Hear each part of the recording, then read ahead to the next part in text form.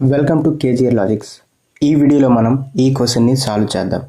9x power of -3 equal to 2/6. Then find x value.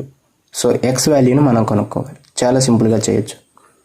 ఏమిచ్చాడు? 9x power of -3 equal to 2/6 ఇచ్చాడు. So x power of -3ని 1/x³ రాసుకోవచ్చు. 9 1/x³ రాసుకోవచ్చు. 2/6. So దీన్ని 9x³ అంటారు కదా, 2/6.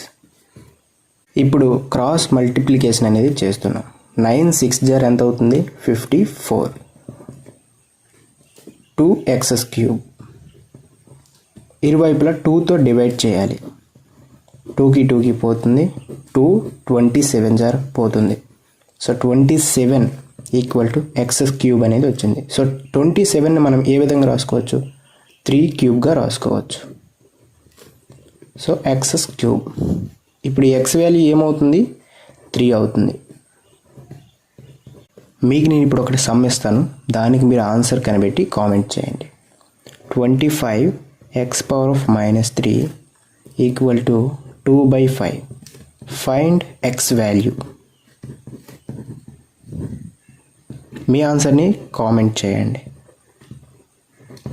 ఇక్కడ మనం x పవర్ ఆఫ్ -3ని 1/x³ ఏ విధంగా రాసుకున్నామంటే, సో దానికి ఒక ఫార్ములా ఉంటుంది. అదేంటంటే x power of -n equal to 1/x power of n అవుతుంది. సో ఈ ఫార్ములా బట్టి ఇది మనం రాసుకున్నామన్నమాట. మరిన్నో ఇలాంటి మ్యాథ్స్ ట్రిక్స్ కోసం మన ఛానల్ని తప్పకుండా ఫాలో చేయండి.